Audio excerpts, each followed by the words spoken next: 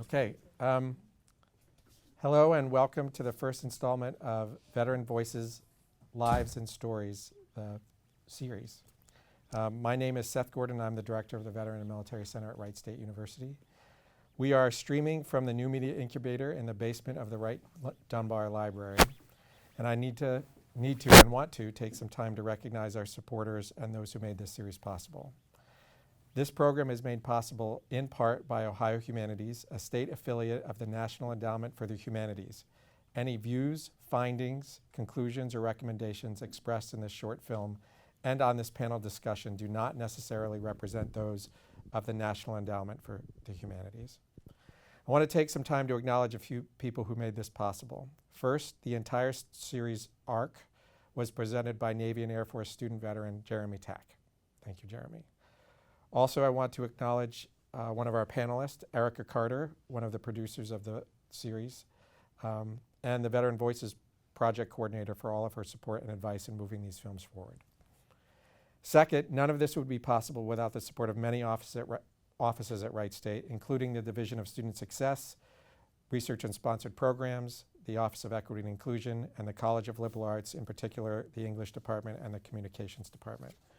I want to give special thanks to Dr. Ashley Hall and Dr. Jen Ware, who co-directed the New Media Incubator and served as executive producers on the project and have been responsible for coordinating much of the student effort that has gone into making this project a reality. Thank you very much. So let's get started. So why don't we have our panelists introduce themselves by sharing their names, if you were in the military, what you did, and what your role is either in Wright State or on this panel. So we'll start here and move down. My name is Erica Carter. I was in the Army. I was an all-wheel vehicle mechanic and a recovery specialist. At Wright State, I am a student, and I am the Veterans Voices coordinator. My name is Logan Young, and I was in the Army as well. And I was a truck driver and the lead convoy driver for my deployment. And I am a graduate assistant here at Wright State. My name is Dawn Dewey, and I was not in the military. But here at Wright State, I'm head of the Special Collections and Archives Department and have the privilege of taking care of all of the letters and diaries and things of our servicemen and women. My name is Ryan Lay. I was in the Army for 5 years. I was an infantry officer and a military intelligence officer. And at Wright State, I work for the IT department, classroom tech. I'm Courtney Lay. I am Ryan's wife. I was not in the military, but I am currently a student at Wright State as well. Great. So what memories did watching this film bring back for each of you? Whoever wants to start. All right, well, I can start. I've always liked writing. It's something I've always enjoyed doing. And I think the thing that you usually lack when you're trying to get into writing is purpose. And so I really, hearing myself read journal entries from that time period brings back how much I enjoyed it and how it felt really nice to do something like that for Courtney that she could then look back on. So that's really cheesy, but that's what it brings back for me. Mine is a little bit more ominous. So for me, it makes me think of how frustrating everything was being apart from my family, in particular my husband, who was trying to go through basic training and everything while I was deployed, and then my son, who was only 4 at the time, and just how little I really got to speak with him and share things with him and things that I received from him. There just wasn't a lot of communication. He was so little. I think for me, it brings back a lot of fond memories and not so fond memories, because a lot of heartache comes from deployments, but I can reflect back on how much I've grown because of it, and I can appreciate that. So the first opening where Ryan's reading that letter, he had just gone to Iraq, was actually, he was only in Iraq for probably, 3 months, 4 months, not very long before our son was born. And so immediately he starts reading that, and I remember how tough it was for him to get to his duty station. And then almost right away it was like, oh, Sam's here. Come on back home. Or no, not Sam, Elliot. Elliot was, yeah. So it's kind of interesting. But it brought back memories of having my first kid. So I think for me, as a non-veteran and working in the archives, it makes me think about how important it is for us to hang on to these stories, the letters, the tapes, the films, the postcards, the colored pictures, whatever it is. These are stories that help teach those of us who did not serve, brings us a little closer to what must have been like for people in the military. And another thing it reminds me of is that there are so many similarities between the importance of communication, no matter if it's the Civil War or if it's today. The same emotions are there. And I just think it's so important, and this experience for me has brought home how important it is to save these stories and share them. So that's a good segue into our next question, which is about, like, for instance, Ryan and Courtney, your exchange is extremely, at least from what I've heard, very unique. And maybe, did you know other people that did things like that? I had one friend in the military, and he was coincidentally my roommate, and he wrote letters a lot. And I think that was one thing that we actually bonded over. But other than him, it was not very common in my experience in either of my deployments to see people writing letters. I think it was just too easy to either do no contact or, use electronic media to... So in watching the film, though, we saw somebody from Vietnam, we heard some letters from World War II. Were there, for those of you that were serving, were there did you feel connections to those people? I think, Dawn, you were alluding to that it's, my time working with veterans and definitely hearing the stories that Erica gathers in the Veteran Voices Project, we see that there's a real immediate connection even between eras, like World War II vets and Vietnam vets and, post 9/11 vets. You all kind of get it. But so did you see those connections and hearing the stories from different eras in that film?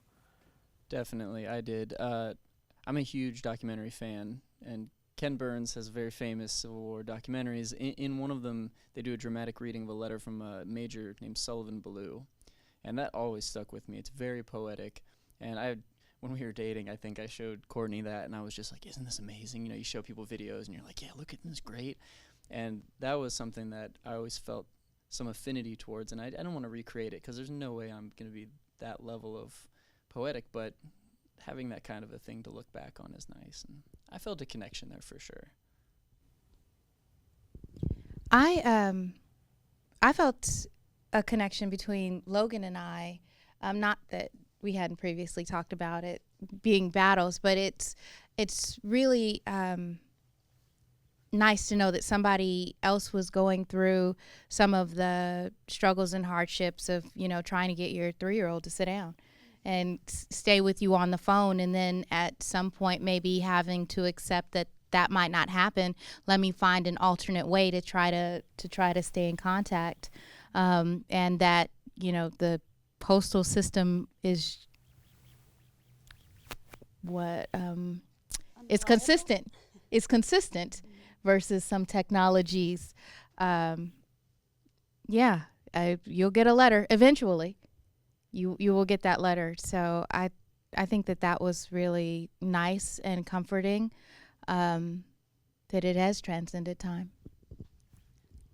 The connection I saw was that as well with the children, and trying to communicate with small kids on a deployment is next to impossible. But with Ryan, just giving up and going old school and writing letters because technology is so difficult. It, like I said in the film, it seems easy, but it's really not. It's almost like a fantasy. It's, you have this appeal like, oh, the internet, and I can just immediate connection, and that's not how it works. So if anything, it's more of a letdown. And then you almost want to just resort back to letters because it just seems easier. You can get it down in the moment. However, me being a truck driver, I was never able to sit down and write. So for me, it was even more frustrating because I had thought that multiple times, if I could just get this on paper before I forget or before the week passes, because, you know, a week would pass and I'd forget what even happened and I hadn't talked to anybody and it just went by so fast. So that was the connection I made, that I saw that frustration, you know, across generations, even with the videotapes or the audio tapes, trying to talk in almost real time, but it's just not possible. So I want to dig a little bit deeper into that. I've heard from several veterans that, and I'm curious, Courtney, very specifically, because you mentioned that you got to talk to Ryan once or twice, and if there was a difference between the letters and how that made you feel and the immediate talking to him while he was there.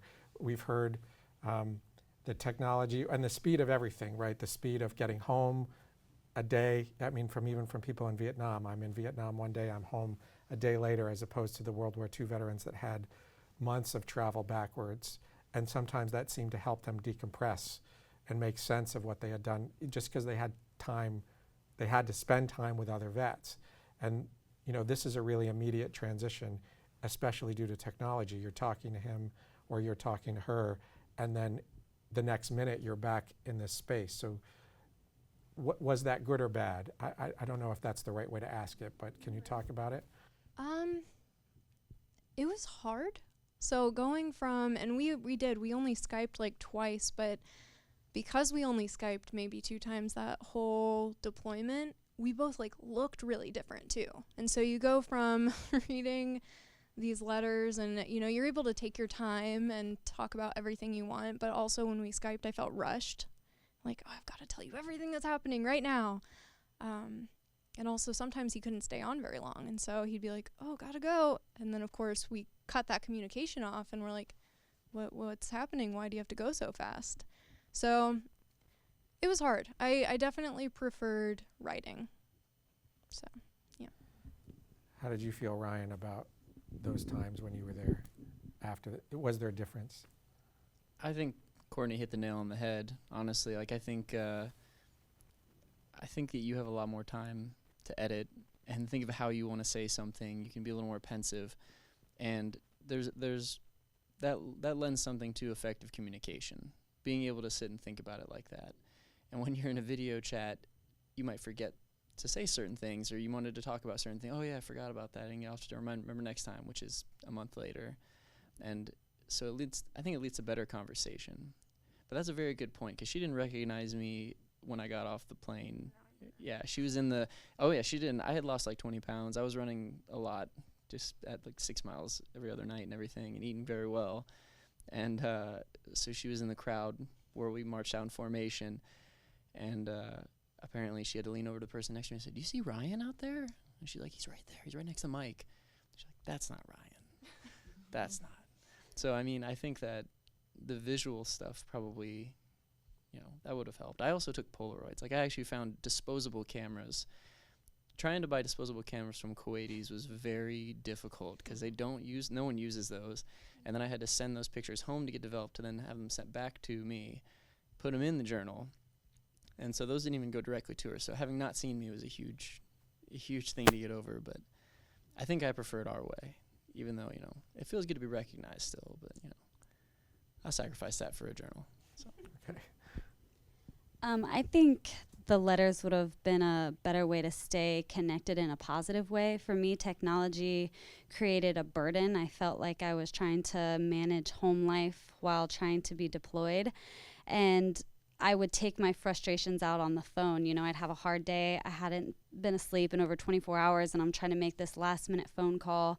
So I had a short fuse, and then the phone would disconnect, and I'd have to call back. And so instead of enjoying the conversation, I was very stressed out and frustrated, and so I wasn't able to have like this poetic conversation like you would in a letter. You know, it was a lot more frustrating. So I think there was a lot more negative emotions when you're on the phone, just because there could be more stressors and you're able to verbally explain how frustrated you are, and you can just hear how tense your voice is. Versus with a letter, you can read a different tone.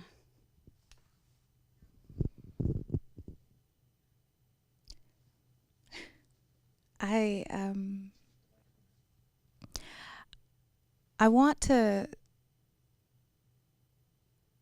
say that letters were nice. As I went back and reviewed for this series, I noticed that the emails got more and more stressful, going back and forth, and there were considerations taken and not taken on both sides, and the phone calls were just as scary, in the sense that, oh my God, what was that? And then there wouldn't be anything on the other line anymore. And there were a lot of times where they went dark, which is when something has happened to someone and they won't allow anyone to call home in fear of telling them before those two people with Class A show up at your door. So those times were especially scary. It, for me, got to a point where it was almost better to shut it completely down and act like it didn't, that it was just a weekend vacation versus, so letters were okay, but they were very far and few between for his particular job, which was infantry. So, Dawn, I have a very specific question for you. You took us back in the segment that you're in to sort of the beginning of this sort of non-written communication. I mean, we went from letters to the telegraph, right?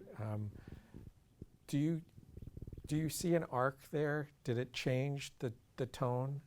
I mean, that's what we're hearing, that the technology changes the tone. And you were seeing it, you can see it firsthand. And then we heard it. I mean, I found the tapes that Anthony had. I mean, first of all, it's amazing that they still played because they're 50 years old, right? Like, but do you see that in any of their archival material, that kind of shift in the way that people are talking about things? I think it's very true that there was a shift in how people communicate and what you're able to say in a letter, to think about it, to write about it. There's so many differences between that kind of communication and what's happening today, as you were talking about email or Skyping or these other, what are supposed to be quick ways of communicating today. For archivists, they're a nightmare because we have to try to preserve them, and they're going to deteriorate, and it's hard to keep track of them. And how do you save all of these words that are flying around back and forth today? I always gravitate towards the earlier forms of communication. As a historian or archivist, I would rather hold that letter in my hand and think about what was that person's emotion at the time that they wrote it. What were they feeling? What were they going through? And then when you listen to the tapes in the film that were sent back and forth, it's definitely different. It's disjointed and it's rushed. It felt for me listening to it that they were rushed and it was hard for them to really have a heartfelt connection. So yeah, I think you're right. There's a shift that takes place with the technology and the changes in how we communicate and how personal it is or is not, depending on what the technology is.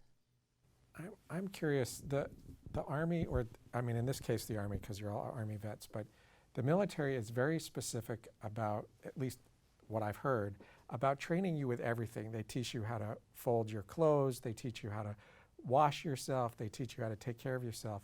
Did you get any training in how to communicate to your families? Only from Courtney. No, I'm just playing. No, I think you get that from the people around you. I don't think there's any. I've never received any official training on how to communicate. It is available. I was always very close to my chaplains as well. I'm not very religious, but they come with a lot of wisdom that helped out tremendously. The best advice I ever got was from Chaplain Hunefeld when I told him I was getting married. He said, "It's never you versus her in an argument. It's you and her versus the situation at hand." And that's applicable across the board. And like that kind of stuff is, if you're wise enough to keep that kind of stuff, then, but I'm sure there's a regulation somewhere on how to communicate though. So So kind of like what Ryan said, you kind of just go off what everybody else is doing, how they're communicating. Like this thing called a Magic Jack came relevant when I was on a deployment. So it's a phone that you can plug into your computer and you can set up like a landline. And so you have a stateside phone number and people can call and leave a voicemail. So it's interesting when it works. But the only thing I ever received from my chain of command is just watch what you say. You know, don't say any classified information, don't talk about the mission. So it doesn't leave you a lot to talk about. You know, you're just sitting there like, so I drove a truck today. What'd you do? You know, I mean, you don't have a whole lot of context behind it because you're afraid of what you may say and how it can come back to bite you. So I mean, that was the only thing I ever got officially, and then the people around me just decided to stop calling home because of the frustrations and trying to communicate with them. So I kind of followed suit a little bit with that because I realized it was harder to try to get in contact than it was to not. I was going to agree. We were trained very well on what not to do and what not to say, and that was all. Oh, and to ensure that we called... we had to call home enough so that they didn't get a phone call about us. Yes. That was very clear. If we get a Red Cross message about you, you're in trouble. So let somebody know you're alive at the very least. So there is some pressure to communicate, right? And Dawn, I mean, your presence here is just sort of telling us that there's always a need, right? They always want to talk.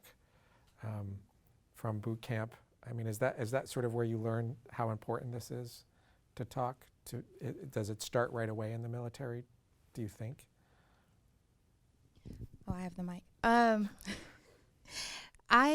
Cell phones weren't a thing when I went in. They weren't all huge and stuff, and so we couldn't have them. We only had pay phones. I remember those. And letters. And that's what we had when I was in basic. And so I wrote as often as I could, but I became too busy, and then everybody got attitude about that, but it worked out for me okay. I agree, and I think they set the tone very differently in basic because, again, I didn't have cell phones either. I don't know, we old. So I didn't have a cell phone in basic either, so we wrote letters, and I wrote a letter every single day, and my husband wrote a letter every single day. And like I was saying in the film, sometimes I didn't get them one after another, but I could see the date and line them up and see where he was going with the conversation. And to me, I felt more connected through those letters than me calling him once a month from the payphone to let him know that I was alive in basic. So I do think they prepared you differently. So I expected that on the deployment, and it wasn't like that at all.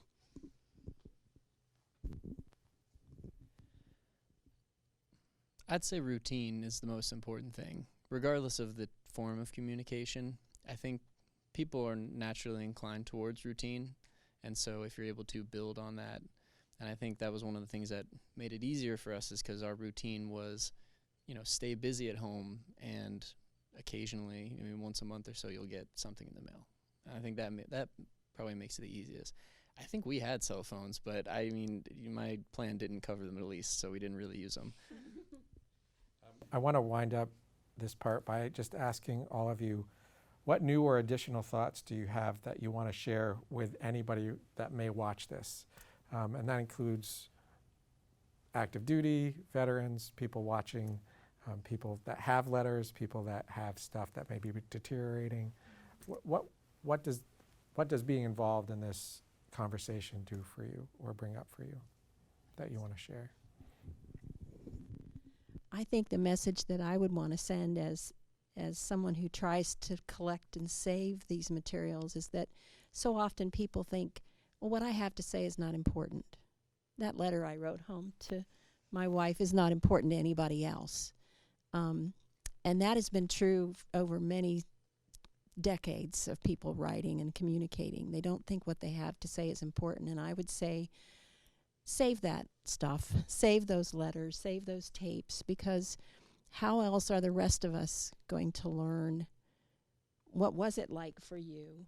What kind of an experience did you have? What can we learn from that? What can it teach us about how we communicate with everybody on a day-to-day basis when it was so difficult for people who served and were separated from their families. Those of us who didn't go through that, we have no idea. We can't begin to understand. But what you had to say to each other was really important, and we need to save that and share it with other people as time moves forward.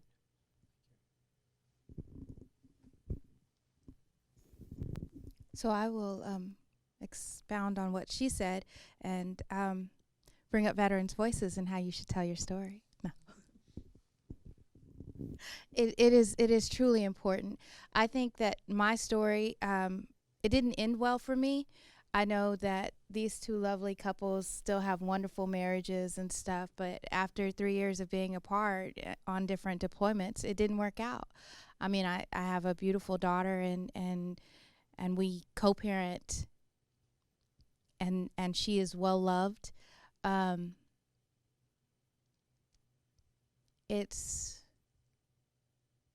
perception, and it's making that effort. I'm very happy for you guys that you guys were able to pull through. I don't think your deployments was as long as mine. So Erica, before you hand off the mic, you've spoken to probably way over, maybe close to 100 veterans recently from all eras, World War II, post 9/11, Korea, Vietnam, Cold War. I am curious, Dawn is talking about people saving these things. Do you find that people are happy they saved the things when they come and finally sit down and share their oral history with you? Oh, absolutely. It is my joy to share in their joy of seeing and hearing about their story, and then knowing that it is now preserved for their great-great-grandniece or grandchild, or, you know, generations to come, and for civilians and for other military members to know that this is what a 9/11 because 9/11 vets, we're not a big deal anymore. Like, we're not as big a deal. Let me fix that. But Vietnam vets are, and then World War II vets are their numbers are declining quickly. So it's really great to be able to find out what their experience was like, and then still be able to relate to it. Like, oh, you sent a letter? I had to too. Can you believe it? I had a cell phone in my pocket. It never worked. So yeah, it's amazing, and sharing is so important to your heart, even if you don't realize that yet. Like, getting that off your chest, letting someone else know it's not only beneficial to you, but it's beneficial to them. And I go now.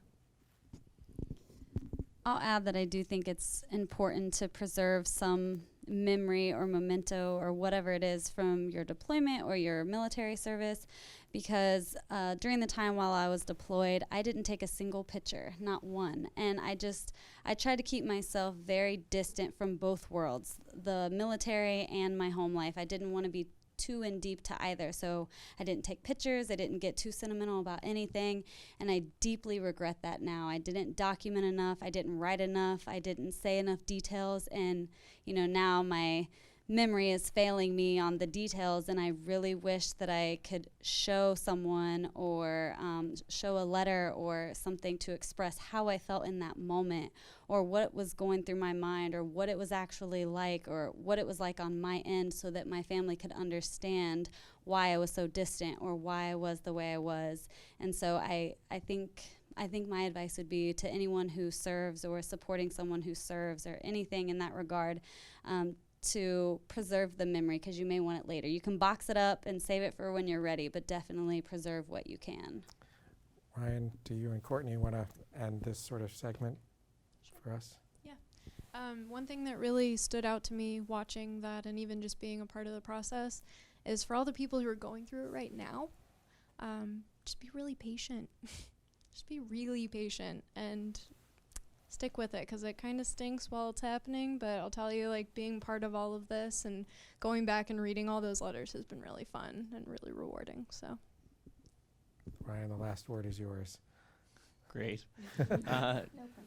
I agree. I think cutting your spouse as much slack as you possibly can, no matter if you're the soldier or the spouse, is huge, because you're doing stuff over there, she's gonna be home doing stuff too. Like, you're both busy. And Don, to what you were saying before, I am a firm believer that we have a responsibility to future generations to bear witness to what happens in our lives and what's happening. That was one of the things that at the beginning of this episode, my dream for 15 years has been realized. It wasn't that I wanted to fight for my country or something like that. It was I wanted to bear witness. I wanted to see what we were doing, where we were. I wanted to be present. I think that's important. Thank you. So we're going to end the segment where we're broadcasting. Thank you for anybody that has watched up until now, and thank you so much to our panelists.